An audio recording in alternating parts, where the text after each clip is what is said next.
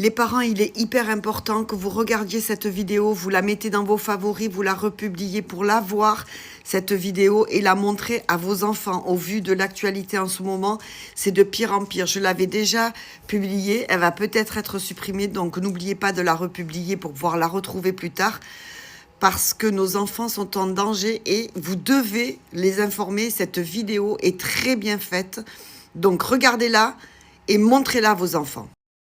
Coucou toi, c'est moi Miette et voici mon ami Balthazar. Salut. Aujourd'hui, on va t'apprendre à faire respecter ton intimité. Écoute bien. Pour commencer, parlons du corps. Notre corps est à nous. Personne n'a le droit de le toucher si on n'est pas d'accord. C'est nous le chef.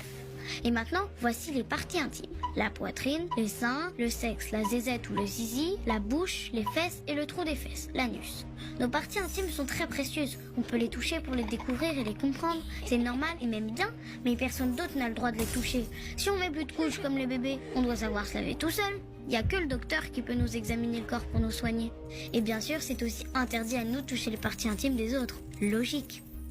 Attention, quand un plus grand ou un adulte veut toucher nos parties intimes, les regarder ou les utiliser pour son plaisir, quand il veut qu'on regarde ou qu'on touche ses parties intimes, ça s'appelle une agression sexuelle. Et ça, c'est interdit et puni par la loi. Il n'a pas le droit de le faire. Quand c'est une personne de la famille qui le fait, ça s'appelle l'inceste. Moi, je connais ça parce qu'un adulte de ma famille voulait toujours me caresser les parties intimes. Quand personne ne faisait attention, il venait m'embêter discrètement, un peu comme un loup. C'était bizarre, je me sentais mal à l'aise. Il essayait de me faire croire que c'était pas grave et que c'était normal. La plupart du temps, c'est quelqu'un qu'on connaît bien qui fait ça, comme un ami ou une personne de la famille. Donc c'est facile pour lui de nous faire croire tout ce qu'il veut. Mais c'est faux, c'est pas du tout normal, c'est même interdit. Quand on sent quelque chose de bizarre ou qui nous gêne, on a souvent raison. Un secret poison. Quand ça m'est arrivé, l'adulte m'a demandé de ne rien dire. Et oui, comme c'est interdit, il voulait que personne le sache. Un agresseur fait toujours tout pour qu'on se taise, comme nous menacer de faire mal à quelqu'un ou dire que tout le monde serait triste à cause de nous. Il peut aussi promettre des cadeaux pour qu'on garde le secret. Mais c'est un secret poison, un secret très lourd qui rend malheureux. Sache que les secrets poisons, on a le droit de s'en débarrasser, ils nous gâchent trop la vie, pas comme les secrets bonbons qui font plaisir eux. Donc ce qu'il faut faire, c'est en parler à quelqu'un. Le non. Aussi parfois, on peut nous faire croire que c'est notre faute à nous les enfants, parce qu'on n'a pas dit non et que du coup, on était d'accord et même qu'on aimait bien. Mais c'est très difficile de dire non à un grand quand on est plus petit. De toute façon, qu'on dise non ou pas, celui qui nous touche n'a pas le droit de le faire. C'est aux grands de respecter le corps des enfants, et ils le savent très bien. C'est donc jamais de notre faute, mais toujours de celle des grands. Donc rappelle-toi bien.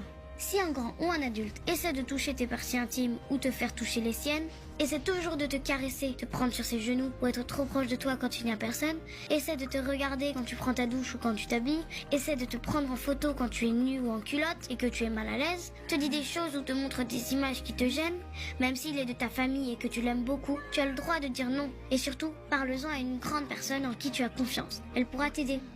Attention, très important. Si la personne à qui tu en parles ne fait rien pour t'aider, parle-en à une autre personne de confiance jusqu'à ce que quelqu'un t'aide. Tu dois bien en connaître plusieurs, non? Comme ton insti, ta maîtresse, ton prof de guitare, la maman de ton ami, la dame de l'infirmerie.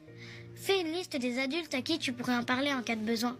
Tu peux aussi appeler ce numéro, le 119. C'est un numéro exprès pour nous les enfants avec des personnes qui nous écoutent et qui ont plein d'idées pour nous aider. C'est ce que j'ai fait quand j'ai eu mon problème et aujourd'hui, je me sens beaucoup mieux. C'est aussi ce qu'il faut faire si ça arrive à une copine ou un copain à toi, en parler à quelqu'un. Merci pour ton écoute, j'espère que tu sauras quoi faire maintenant de...